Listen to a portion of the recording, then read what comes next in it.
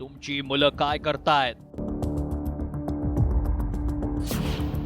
पालकांनो, विद्यार्थ्यांच्या दप्तराची झडती घ्या. विद्यार्थ्यांच्या दप्तरात आक्षेपार्ह साहित्य. 8वीतल्या विद्यार्थ्यांचा हा वर्ग. वर्गातील काही मुलांच्या दप्तरात पुस्तकं आणि वह्यांऐवजी आढळली आहेत चक्क कंडोमची पाकिटं.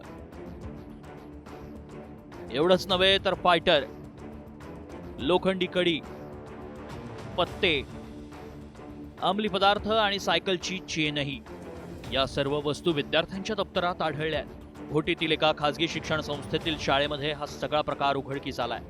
शाळेतील उपमुख्याध्यापकांनी अचानकपणे विद्यार्थ्यांच्या दप्तराची तपासणी केली आणि शाळेतील 8वी आणि 9वीच्या वर्गातील 6 मुलांच्या दप्तरात या वस्तू आढळल्या. त्यांना वाटत नाही की आमच्या बॅग तपासल्या जातील, पण आम्ही हा एक नवीन उपक्रम राबवलेला आहे की अधूनमधून जेव्हा आम्हाला वाटेल त्यावेळेस असं विद्यार्थ्यांच्या आम्ही बॅग चेक करत असतो, मुलींच्या पण चेक करतो, मुलांच्या पण चेक करतो. आणि त्याच्यामध्ये जर आम्हाला काही असं आढळलं तर उद्या एखादी जर वाईट घटना जर घडणार असेल तर तिचा प्रतिबंध आम्ही त्या ठिकाणी निश्चितपणे करत असतो. विद्यार्थ्यांच्या दप्तरात नेमकं काय आढळलं पाहूया. फायटर, सायकलची चेन, लोखंडी कडे, कंडोमची पाकिटं, ड्रग्ज. आज पाहतो असा प्रकार तालुक्यात तरी दिसून आला नाही किंवा घडला नाही, परंतु ही जी घटना घडली याच्या बाबतीत नक्कीच प्रशासनाच्या वतीने सुद्धा सकारात्मक पावलं उचलण्यात येतील. या घटनेनंतर एकच खळबळ माजली. शिक्षकांनी संबंधित विद्यार्थ्यांच्या पालकांना शाळेत बोलावून घेतल्यानंतर घडलेल्या प्रकारानं पालकांना देखील धक्का बसलाय. शिक्षकांनी पालकांसमोर विद्यार्थ्यांना चांगलीच समज देखील दिली.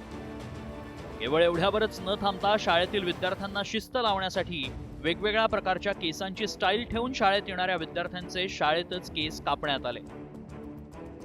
विद्यार्थ्यांना शिस्त लावणं ही केवळ शिक्षकांचीच नव्हे तर पालकांची देखील जबाबदारी आहे. शाळेतून पाल्य घरी आल्यानंतर विश्वासात घेऊन पाल्याशी बोलणं, त्याच्या मित्रमैत्रिणींची माहिती ठेवणं गरजेचं आहे. कारण सोशल मीडियाच्या प्रभावानं विद्यार्थी भरकटत असल्याचे प्रकार याआधी देखील समोर आले. घोटीच्या शाळेतील उपमुख्याध्यापकांनी जशी अचानकपणे विद्यार्थ्यांच्या दप्तरात नेमकं काय याची तपासणी केली, तशीच तपासणी अधूनमधून अन्य शाळांमध्ये देखील शिक्षकांनी करण्याची गरज आहे. अभिजित सोनवणेसह ब्युरो रिपोर्ट, साम टीव्ही, नाशिक.